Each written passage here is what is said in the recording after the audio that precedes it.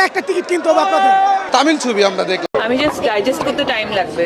I don't know, মানে আমি আমাকে বুঝছেন বাংলা ভাষায়। বরবাদ তুফান এবং বাকি ওনার যেসব সিনেমাগুলো সারা বাংলাদেশে মুক্তি পেয়েছে শাকিব খানের বহুল আলোচিত cinema Prince once upon A time in Dhaka. মুক্তির পর থেকে পুরো বাংলাদেশের প্রত্যেকটা সিনেমা হলে তোলপাড়। দেখার জন্য ওনার সিনেমা পার্সোনালি অনেক ভালো। অসাধারণ অসাধারণ দুর্দান্ত অ্যাক্টিং আর ভয়ঙ্কর প্রেজেন্টেশনই এনে দিয়েছে শাকিব খানের দুর্দান্ত সাফল্য। সবচেয়ে অবাক করার বিষয় হলো শাকিব খানের প্রিন্স দেখার জন্য বাংলাদেশে চলে এসেছে উপার বাংলার জনপ্রিয় অভিনেত্রী শুভশ্রী গাঙ্গুলি। নিজেই দেখেছেন সিনেমা হলের মধ্যে সিনেমাটি এবং সিনেমা শেষে তিনি রিভিউ দিয়েছেন সিনেমাটি কেমন হয়েছে। আমাকে নিজেকে দেখতে হবে, আমি তোমাদেরকে বিশ্বাসই করছি না।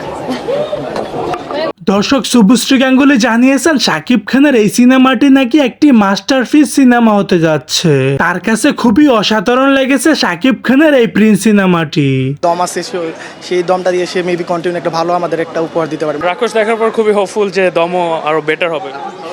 অফকোর্স সবাই কম্পিটিশনটা খুবই হেলদি একটা কম্পিটিশন। দর্শক, কে কে সিনেমা হলের মধ্যে শাকিব খানের প্রিন্স সিনেমাটি দেখেছেন এবং আপনাদের কেমন লাগলো অবশ্যই ব্যক্তিগত মতামতটি জানাতে ভুলবেন না আমার ভিডিওর কমেন্ট বক্সে।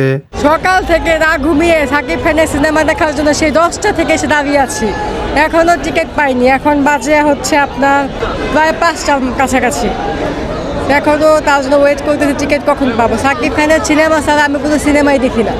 সাকিব খানের মতো ছেলে ছাড়া আমি বিয়ে করবো না।